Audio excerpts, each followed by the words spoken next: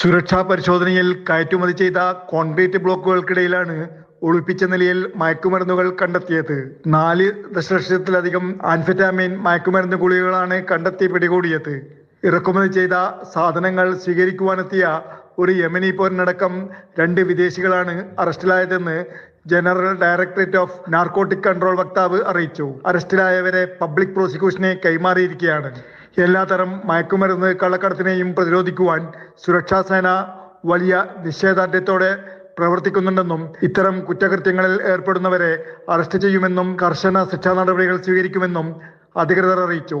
മയക്കുമരുന്ന് കടത്തും വിൽപ്പനയുമായി ബന്ധപ്പെട്ട വിവരം ലഭിക്കുന്നവർ അറിയിക്കണമെന്ന് അധികൃതർ ആവശ്യപ്പെട്ടു.